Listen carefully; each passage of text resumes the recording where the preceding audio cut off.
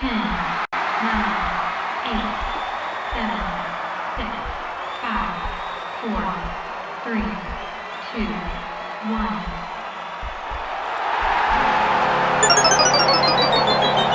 Game over. Well, the intro to the show here that does our little countdown had something that the game didn't have tonight, and that was cheering fans. The Bell Center was pretty silent from the outset tonight after the Canadiens allowed a goal real early and just never really found their way back into the game. They seemed to make it close after scoring their first, which, let's face it, wasn't a real goal. But let's talk about it with Lori Bennett. How's it going, Lori? Going okay. At least there were a few goals to look at tonight. A little less painful than the last couple of games. Yeah. They scored a goal with Carey Price and net. First time since Game 4 of the Stanley Cup Finals. So Wow. they did that, but not much else. Yeah, it was pretty rough. Pretty rough. At one point I was thinking I've played road hockey with better defense than this. It was pretty rough at times. Yeah, and For that's both something. teams. Yeah, for both teams for sure. Yeah. And let's face it, the Flyers are an absolute mess. Like I'm sure you saw Connor Sheary's goal against them last week. Yeah, it's not good. It's not good. However, tonight the Flyers on defense, despite the fact that like systemically they're terrible, they were committed. The Canadiens were not. I noticed all throughout the game that the Canadiens did not have sticks in lanes. They did not get sticks on pucks, and the Flyers were constantly in the Canadiens' shooting lanes, getting sticks in front of shots, in front of passes. They were breaking plays up. The Canadiens just weren't really doing that. There were a few players, I think, who had really great games tonight, but as a team, no. Yeah, I think it's been kind of rough now for a few games, to be honest. They in Carey's second game, I guess it was, they really wanted to win that game for him, I think. But they were strong except for a couple of big, a couple of big foibles that kind of ended it. But the defense end of it has been a bit rough for some time, as isn't exactly shocking. No, yeah. Considering what's back there right now. Yeah.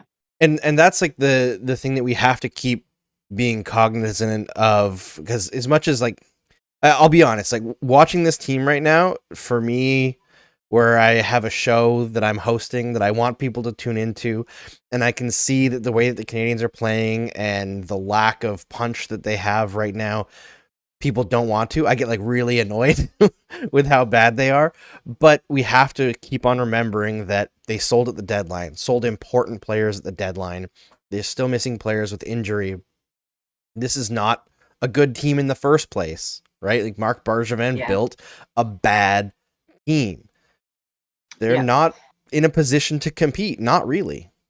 They're not going to be for some time unless there's practical magic worked sometime between now and training camp. But the D has been rough for a good few years, really. They, poorly built, I would say. But a couple of guys hid that a bit.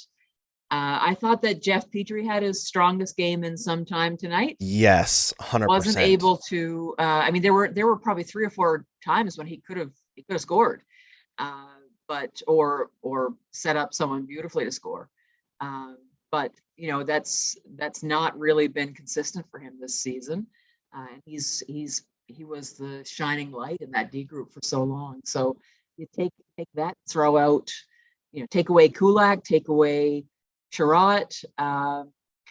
It's not a strong group back there. So it's realistic that there's going to be some rough nights like this. But I think there are other question marks to be added that need to go after the defense group in Montreal right now, and I think that's an off-season discussion for sure. Yeah, it 100% is, and I think that's kind of the focus that I have for tonight, right? Like, there's things to talk about the game, like Mike Hoffman busting his goal drought. That was like nice to see, even though it was very clearly not a legal goal, and the fact that the refs told Mike Yao that it wasn't a reviewable play, and it 100% is a reviewable play. Okay. Like, What possesses Gallagher to go swiping that puck back like that? I mean, I it had think to be just pure impulse, just pure desperation. reaction. Yeah, Yeah. desperation. And Yeah.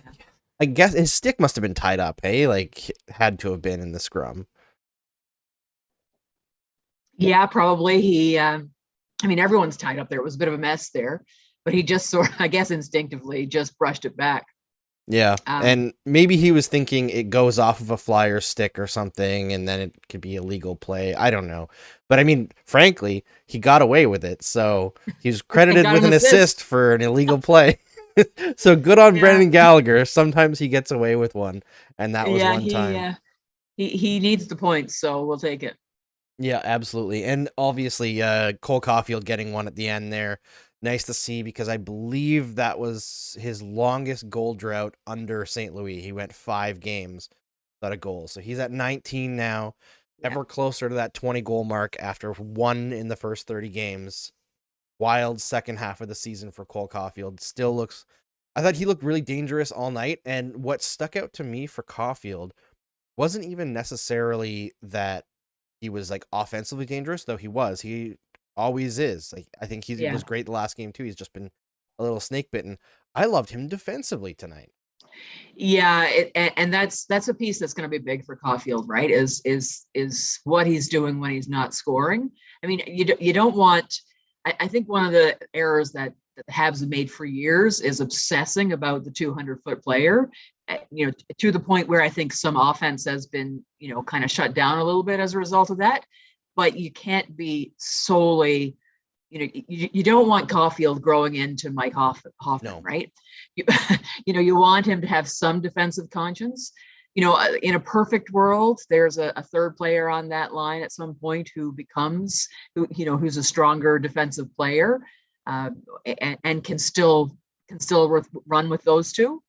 And that frees everybody up a little bit. But yeah, I think it'll be good to see him mature, in all areas of the ice for sure.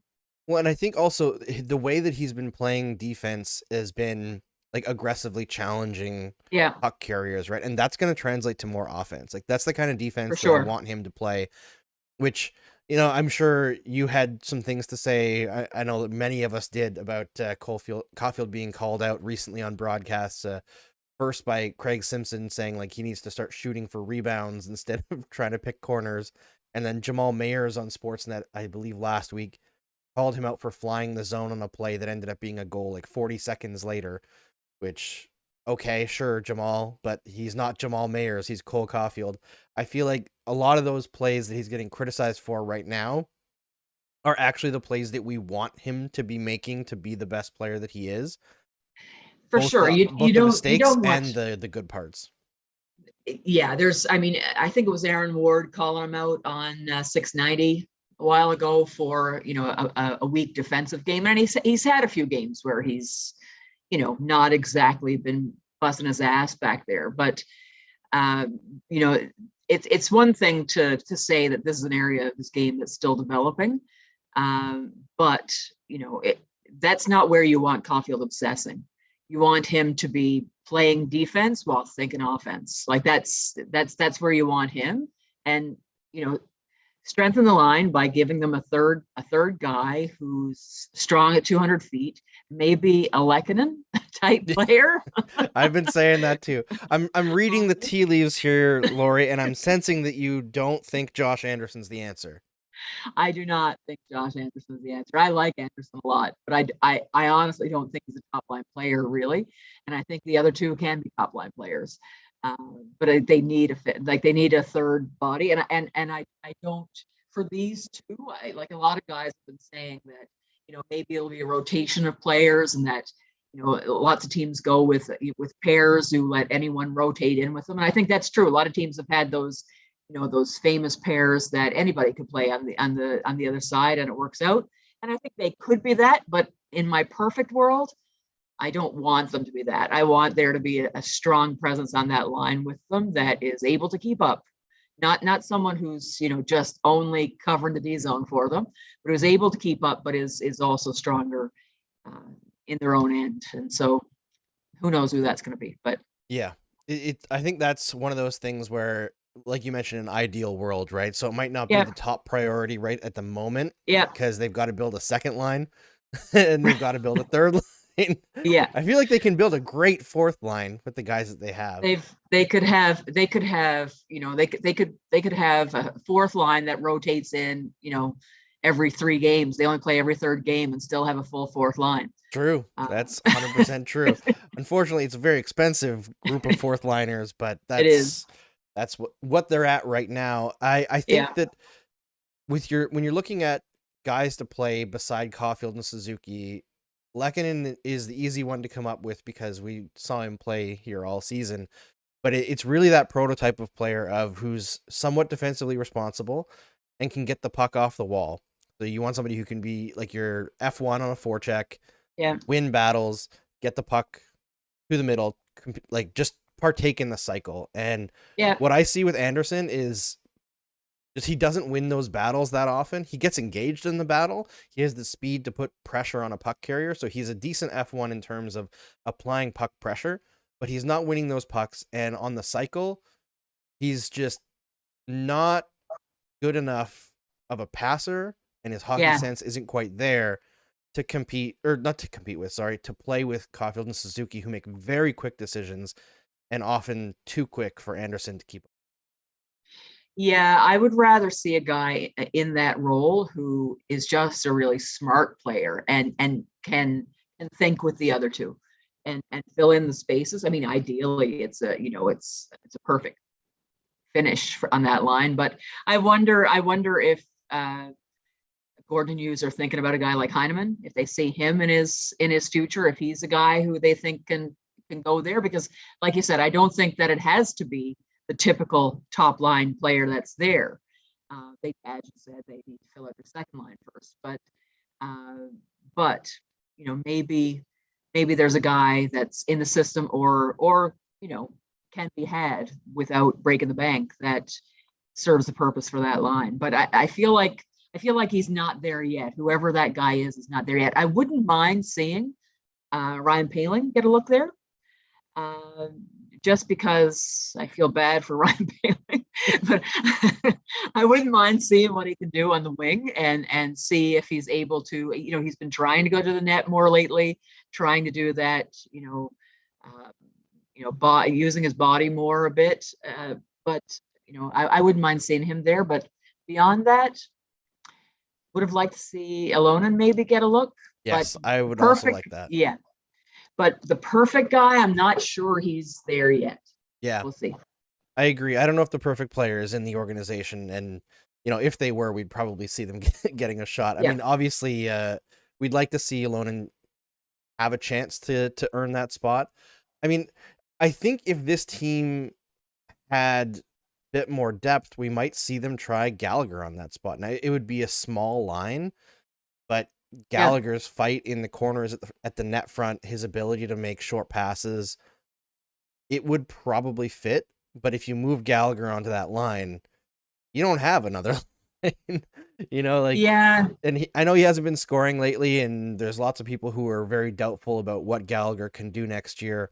And I think what he's been speaking about lately, I know he only mentioned it once, about how short the summers have been for him and being unable to get his body to where it needs to be to stay healthy. I think that's important, and I've been encouraged by his play since he's returned from this latest injury, because he's been really, really good. The puck is the just last few games he's been much better the last few games. He still looks slow to me. Yeah. And slow is not really the right word. He looks like he's laboring to me a bit. Like it looks like it's not coming easy to him in the way that it would previously. Maybe an off season does that. I really hope an off season does that, because I don't think right now, I don't know that, moving him this summer would be the epitome of selling low, right? It wouldn't be, I don't think that that's what's happening for Gallagher. Yeah, I don't think so. So, he really needs this off season and to find a way to be well for next time around, that hopefully minimally bring up his value and hopefully be useful. But he's maybe a possibility for that line, but there's still, yeah, it feels like the perfect guy is not there. Yeah. We'll Yeah, see. 100%. And I Yeah. feel like the thing is, if you move Gallagher onto that line, you go from needing 2/3 of a second line to needing an entire second line, because I For think sure. that Dvorak is the third line center going forward.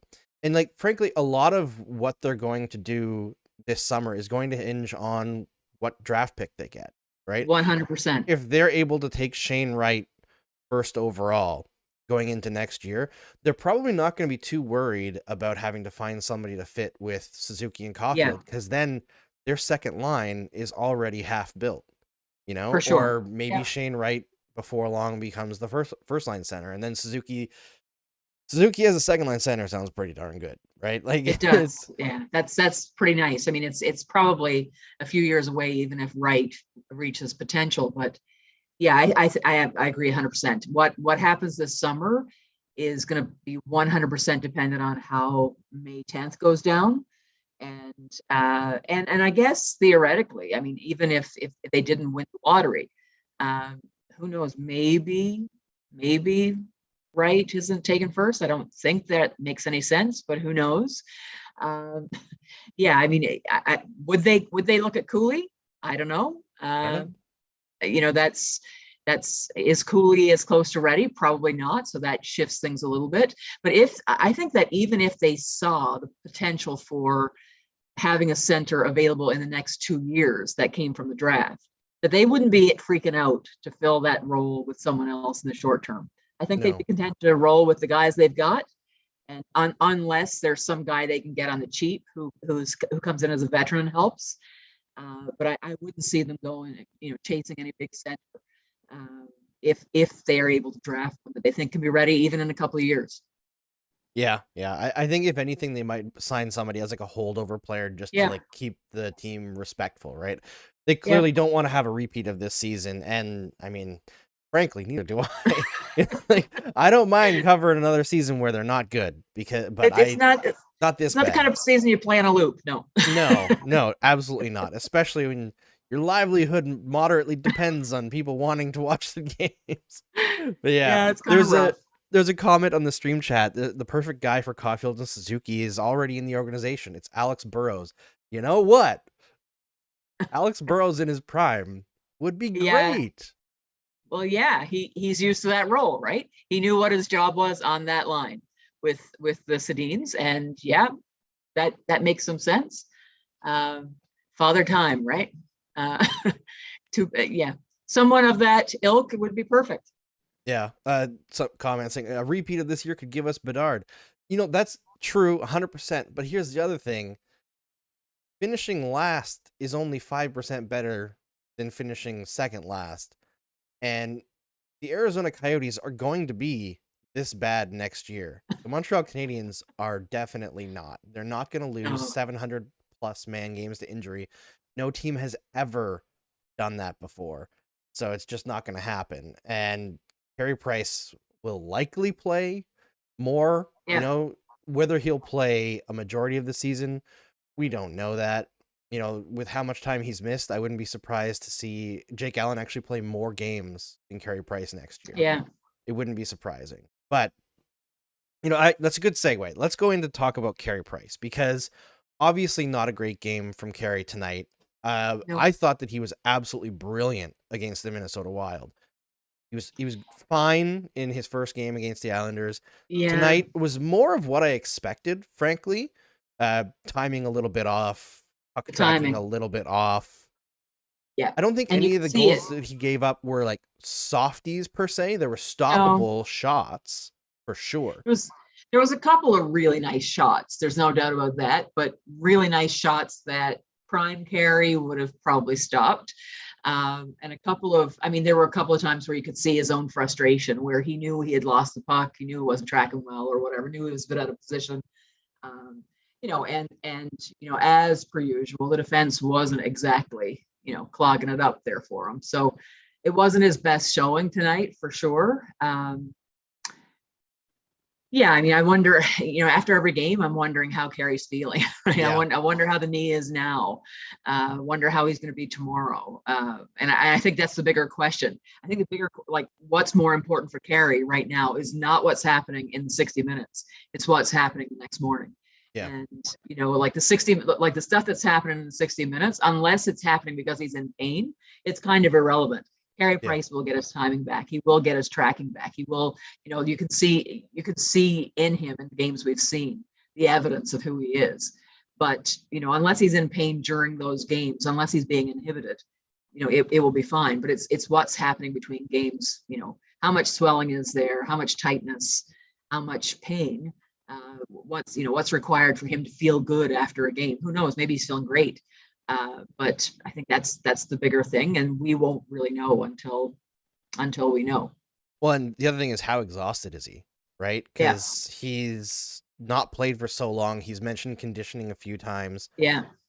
And the other thing that I wanted to talk about regarding Carey Price is the idea of the World Championships, because this is something that's been asked now, and Price has kind of hinted that there's maybe a possibility of doing it, even though the optics might not be optimal to some people. Some fans might not like it. I'm starting to wonder, like, at first, when I first heard about it, I was not thinking it would be a very good idea. But now that I think about it more, and I've talked to a couple people about it, I think it makes sense for Carey Price to at least go over and get some reps in the World Championships, because Yeah. it's high level competition, but it's not a super high stress tournament, right? It's not like the Olympics. Not too And visible. yeah, you're playing on a decent team, because it's going to be Team Canada. You're going to be relatively insulated. I think he needs to play.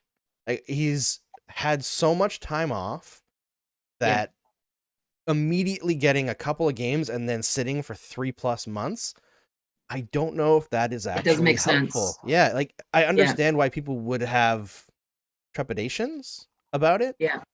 because you never want to see him miss so much time with his club team and then go over and get hurt not getting paid, right? But I think it makes sense. I have mixed thoughts about that, mixed feelings about it. I mean, in terms of him getting injured again, Carey is probably one bad injury away from the end of his career at this point.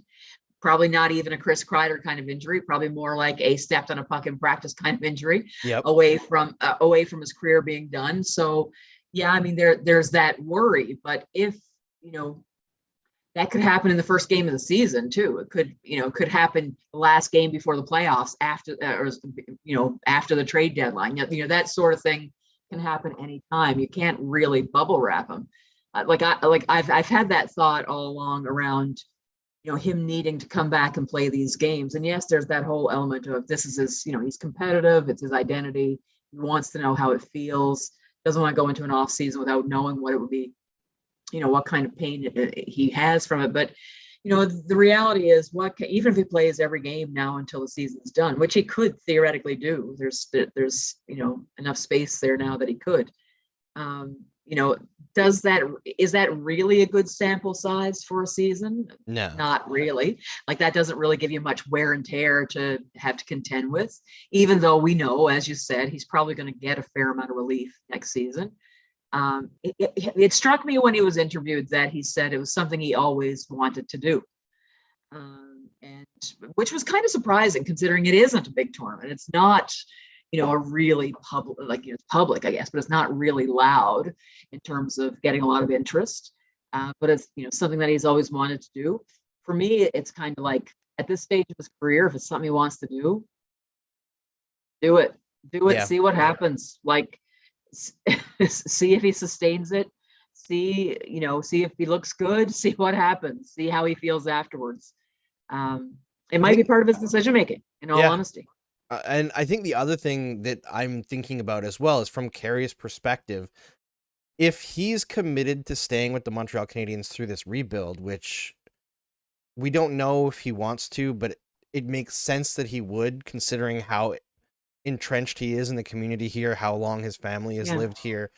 It would be weird to just tear everything up now, even though he may want to compete. The World Championships are definitely something that fans are not as heavily into, but it just seems like the players do care about it a significant amount. Yeah. And having a chance to compete for something right now, when the Canadiens' outlook for, in terms of like their window to compete in Carey Price's career, might be relatively tiny, if there at all. Yeah. I see it from Let his him. perspective. Let him. My take is, he's earned the right to if this is something he wants to do, if Team Canada wants him, let him do it. I wouldn't be caught up in the possibility of an injury. If it's that tenuous, then it was always kind of iffy. Yeah. And like I said, it might be what helps him decide I'm ready to come back and do this for another year, or I'm not. My career has been ended by injury and I'm not able to do it. And if it helps him make that decision, then best to have that decision made in the off season, frankly. Yes, 100%. Yeah. It would give the Canadiens more time to adjust. Yep. Instead of having to roll into next season and something happen in preseason. And, speaking of things being tenuous, it might be his last chance to compete for something, right? Right. So, yeah, I think there's a lot of reason for Carey Price to want to go. And, yeah, I think the playing time would help him a lot going into next season. I think, getting the confidence in himself and in his knee is important. And I think we should all remember, it's not just his knee that was hurting last offseason, right? Like, he's had lots of time to recuperate, but he had hip problems. He's had a history of groin injuries. Price has had some rough times in his career, especially that lower body. He also finished last season with concussion. I believe it was his second or third concussion. So there's a laundry list of things that Carey Price has dealt with in his career. Not to mention addictions and mental health, the most recent of his concerns, right? And so, this has been a year for Carey Price. And, if there is some therapeutic benefit for him in whatever way, shape, or form, for him to get a chance to compete. For me, in the beginning, I thought, why would Carey Price go? Why would he even be interested? But, when he said it's something that's always appealed to him, I thought, why not? Why go for it? The Habs aren't winning any cups next year. They're probably not winning any cups anytime during Carey's contract. It's not something that needs to be tied up and in a bow. Yeah. Right. Immediately. Let him do it. Let it see what happens. Yeah. See what it gives birth to. Yeah. Yeah. I think there's a few people who are a little bit worried about Carey after this game, but this game doesn't really worry me in terms of Carey Price's performance. Like Lori said, it's not what really happens in the games right now. It's a big deal. If Price looked seriously off on like his slide side to side and recovering and really labored in his movements, I think it'd be more concerning. But we'll see if he plays again this weekend, which he is pretty much guaranteed to do with the back-to-back, and looks fine. He's fine. We continue to evaluate day to day on what Price's recovery looks like. Yeah. Comment in the stream chat says Price has been quote unquote recovering from injuries every offseason since Chris Kreider. Here's the thing though, as much as it's easy to blame things on Chris Kreider, Price finished almost every season injured from I think it was 2012 on. That's 2 years before Kreider, because 2012 he missed the last game of the season, I believe. Or the last few games of the season. I think that was concussion that year. 2013, he blew out his groin against the Ottawa Senators in the playoffs. I think actually he was injured before that during the regular season and played most of the season injured. And then it just got blown completely in the first game. 2014 was Kreider. Was 2015 Kreider? 14-15, I guess. 14-15. So 2014, who limited them in 2014? Now I'm blanking on it. Maybe it was 13-14. It was 13-14. Maybe. It all blends together after a while. We're talking about stuff that was 8 years ago, but I know that it was like a long stretch where he ended literally every season injured. Yeah. Part of the issue there was how many games he was playing, right? And that comes down to Carey Yep. himself wanting to always be out there, and the fact that the coach at the time was very bad, and he needed Price to put up a .935 in order to win games. So Yeah. Playing 60 games a season is not a recipe for longevity. yeah. 2014 was Kreider. Yeah, 2015 was Tampa Bay. Was the year that he was Tampa Bay. I think that's the only one that he didn't end injured stretch against Tampa. But I rest my case. Moving on, I'm gonna send Lori a couple images here because there's something I wanted to talk about concerning the Canadiens rebuild, which is some of the things that they're gonna have to work on essentially. And see here on, can I send it on Zoom? I'll send it to your Twitter, Lori, and Sure. you can tell me what you think. I'm gonna put the images up on the stream chat, but obviously Lori can't see the YouTube right now. So it was posted by a friend of the show, Jay Fresh. Oh yeah. And he was talking about slot line passes, essentially. High danger passes for and against. So the Canadiens conspicuously are very bad, both for and against. So in terms of the amount of shot assists, which is shots resulting from a slot pass or a pass to the slot, through the slot, Canadiens are dead last in those per 60 minutes with 1.8, I believe. 1.9. 1.9. Yeah. And that tracks. They are not a team that's very good at playmaking. And when it comes to allowing slot line passes, they are third last, ahead of only the Senators and the Coyotes, which also tracks. And I'm sure Sam Montembeault would be the first person to raise his hand and say, yes, that. Yeah. This is one of those areas where, like, in the for category, I think they really do miss Jonathan Drouin. But in the against category, maybe they don't. But overall, this has been an issue for the Montreal Canadiens for a long stretch of time now, where they've really struggled to have great playmaking on their team. Now, I think part of this comes down to the players that Marc Bergevin values, right? Or valued to bring to the team. Because, to put it mildly, I don't think hockey sense and that kind of skill was a high priority for the organization, which is why the roster is full of Yoel Armias. And I think whenever you're chasing goal scoring and you're adding guys who can shoot, but you don't have the guys to get them the puck, it's never going to work.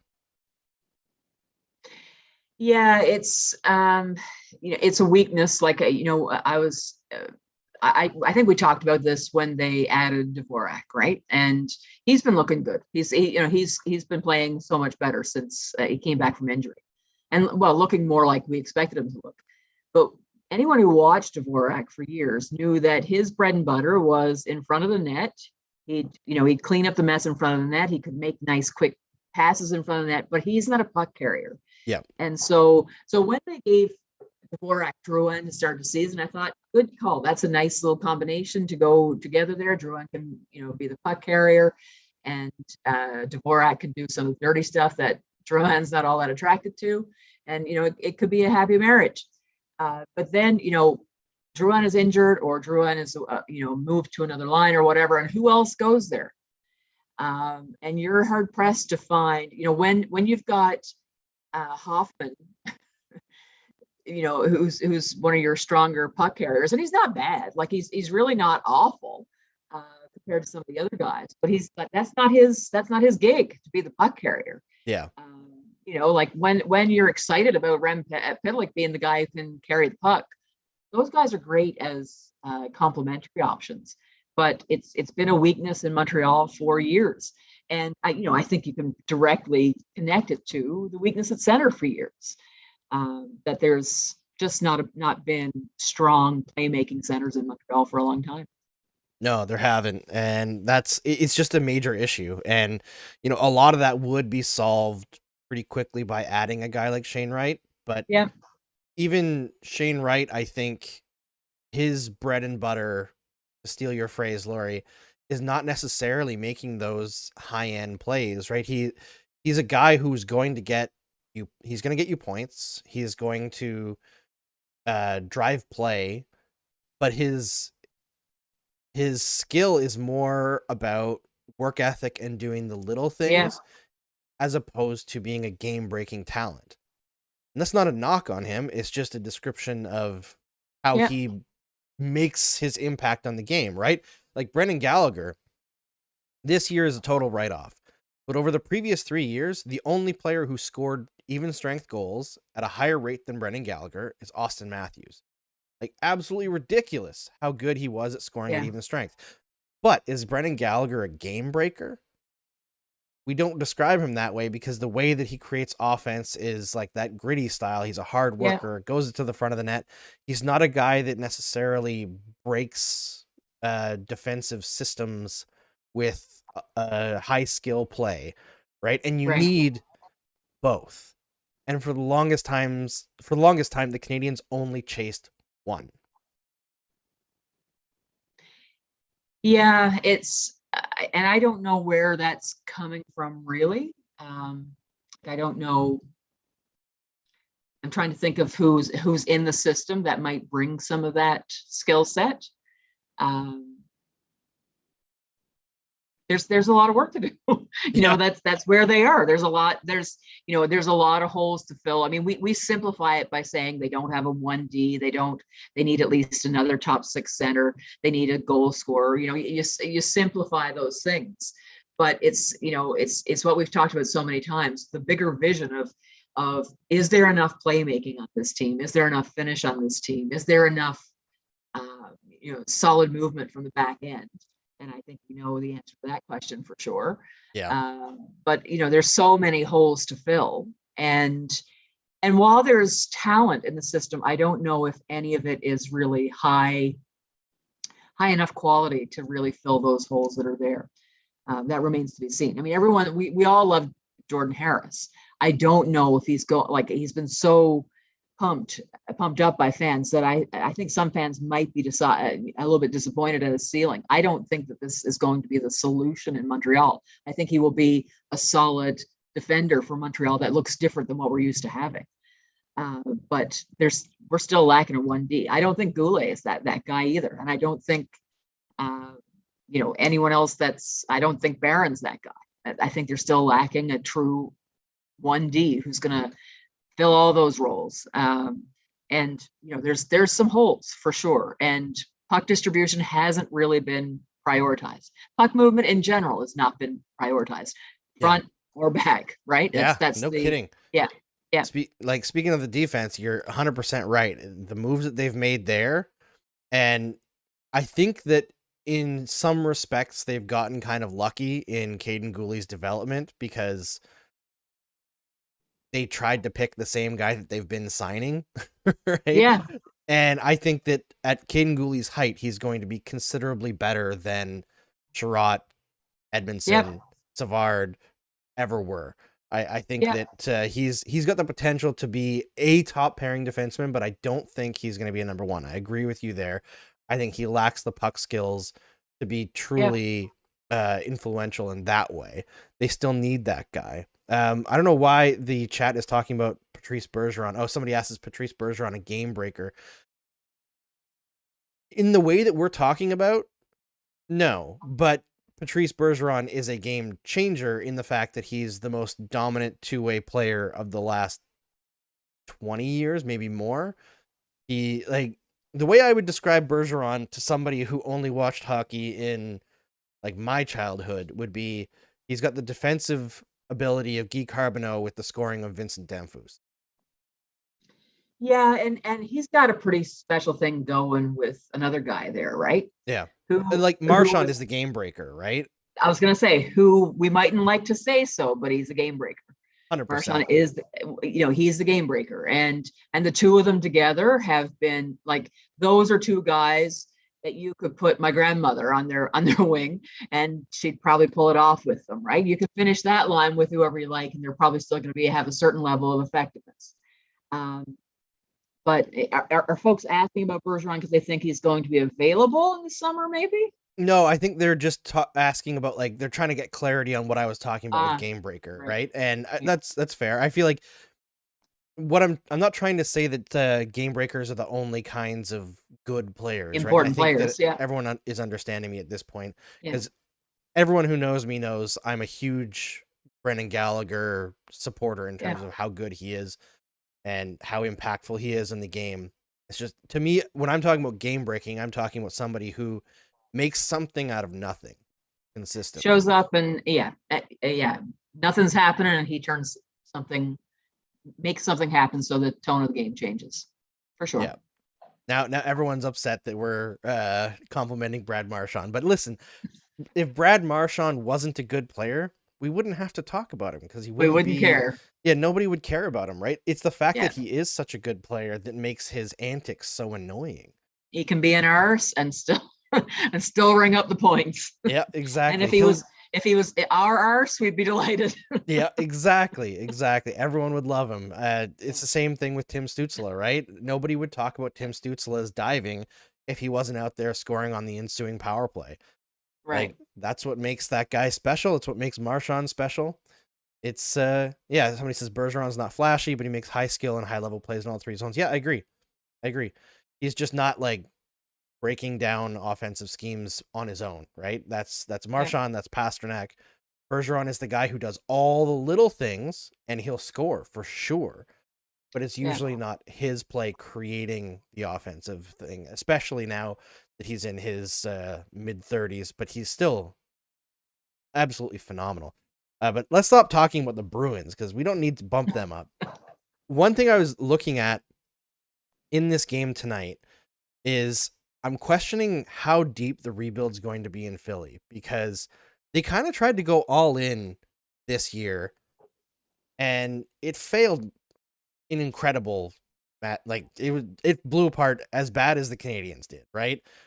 And then they signed Ristolainen long term, which is highly that's the deal. That's sort of yeah. And then they've got Ryan thought they Ellis. were going rebuild.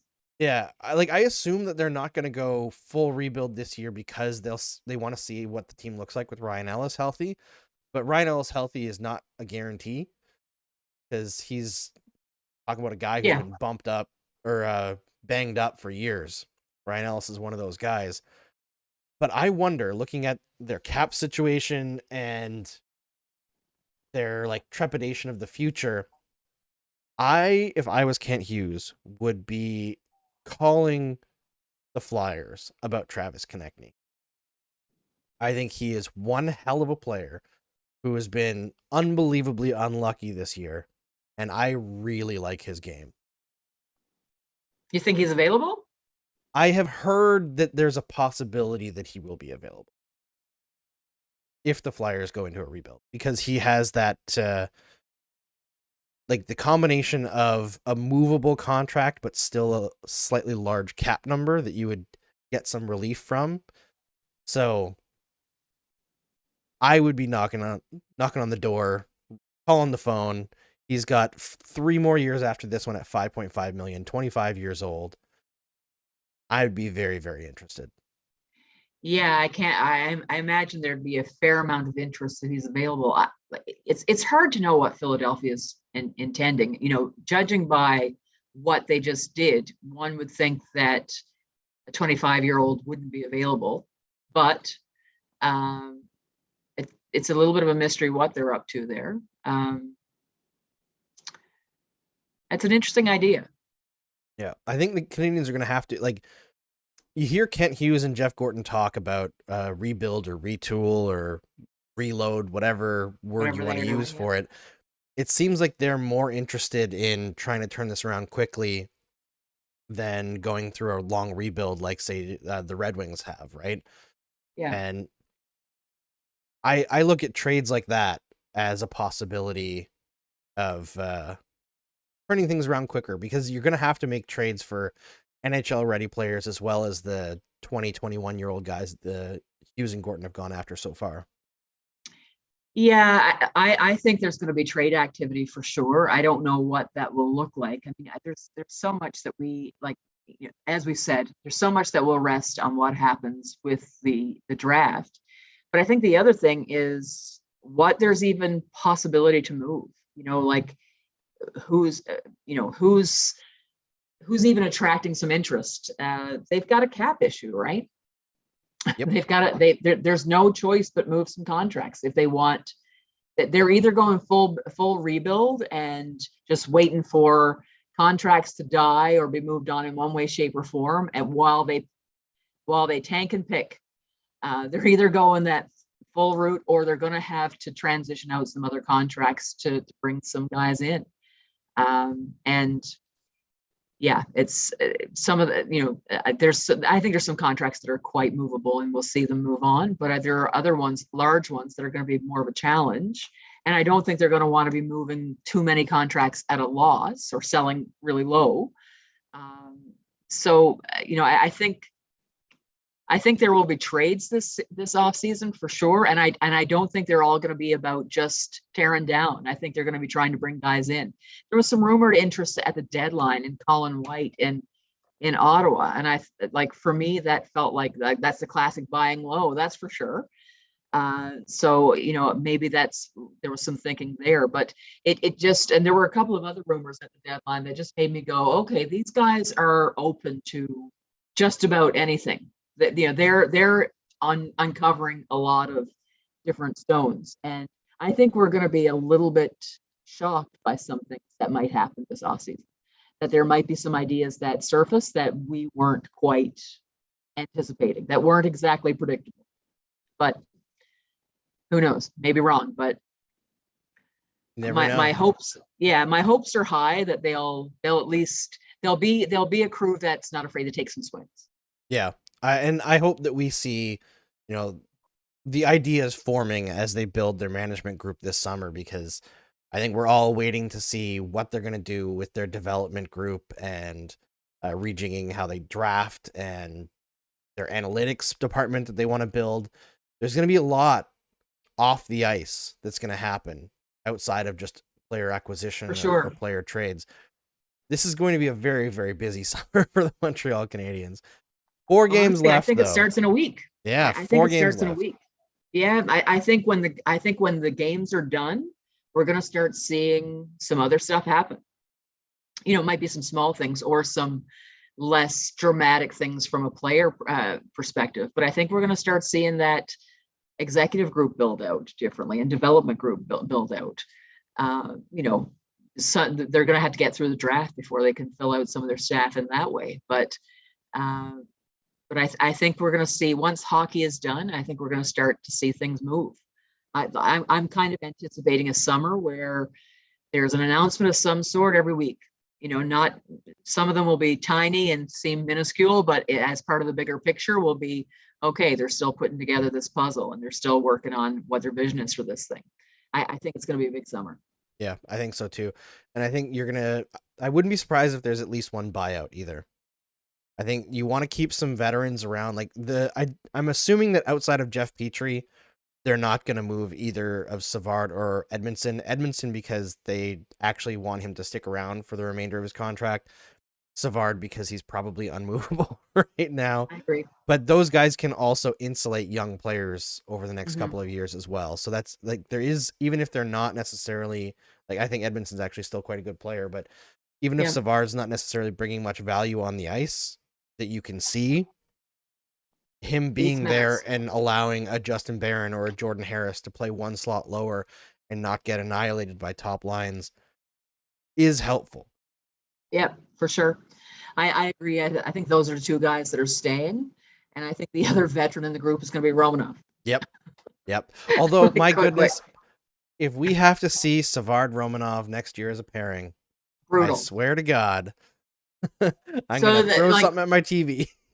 I don't know if that's by design in some way, shape, or form. If they're, they can't possibly think that pairing is a good idea. But if there's someone there who does think, if this is what Luke Richardson thinks is a good pairing, then we got a bigger problem. And I'm not exactly subtle on this. I think we do have a bigger problem. I think there needs to be an assistant coach juggling it in Montreal, and I suspect we'll see that. But yeah, I agree. Yeah, the special teams have been too bad for too long and not just, the defensive system has been rough except for last year's playoffs. And I'm not entirely sure coaching had much to do with any of that, in all honesty.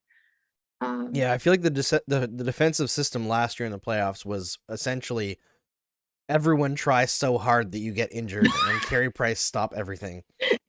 It's like, let's kill ourselves and try to win a cup. Yeah, it was just like sheer grit and determination, which frankly, as much as it's not repeatable, it's part of what made that run so fun to watch, right? Is you can see every those four guys. Yeah. They were putting everything on the line. And I think that's why at the end of it, like you could see how emotional it was for all of them. And I don't want to see Shea Weber cry anymore. I'll tell you that much. That was weird. That was not comfortable. We can all do without Shea Weber crying, but it's a little bit like Bergman crying in pressers. It's like, it's just wrong, but yeah, it's a little uncomfortable at the very least. Let's see. So who's getting bought out? I wonder if he's not going to retire due to injury, if Paul Byron is a possible buyout, because he's got 1 year left at $3.4 million. Even with salary retained, I'm not sure if that's a movable contract. And it's probably just not that expensive to buy out either. I feel like that's a prime example. It's not an awful buyout. It's and if he had come back from injury and had a solid finish, which it looked like he might have, then maybe you could, quasi sweeten the pot and move on from him. I don't know if there's a trade for Paul Byron at this point, and I don't know if he wants to move on. Like, I think he knows. I suspect that Byron knows that he's coming to the end of his career. He's beaten up too, right? He's in a rough spot himself. So, he's barely back and he's out injured again. It wouldn't surprise me if it's a buyout.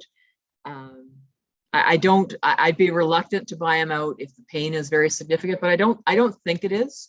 They might also just choose to let him, coast through an LTIR for the. There's only 1 year left, so that's manageable as well. So yeah, I know that the Shea Weber contract has everybody talking about what they can do with that, and I think if you have Byron there as well, I don't know if this is true or not, but I was reading that teams can only put 3 players on LTIR at once.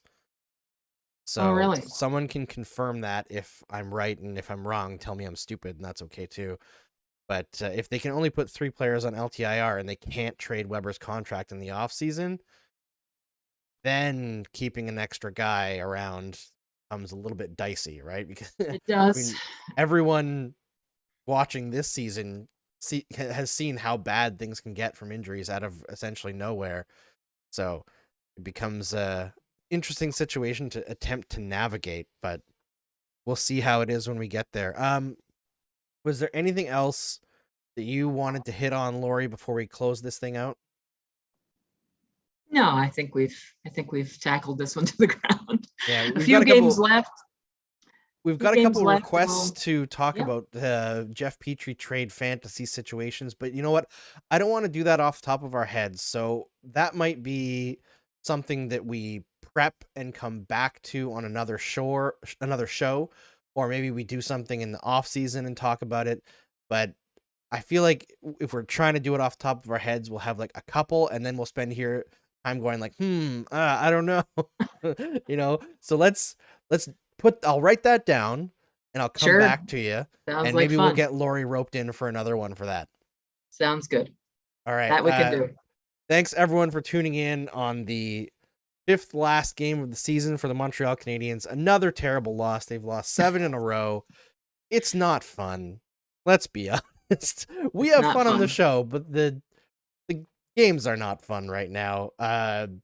Thanks for tuning in. If you're still tuning in at this point, I really do appreciate you. And we'll talk to you again on Saturday, I believe. Yeah, Saturday and then Sunday. We'll see you then. Big weekend. Yep, big weekend. Big important points on the board for the Montreal Canadiens. For sure. We'll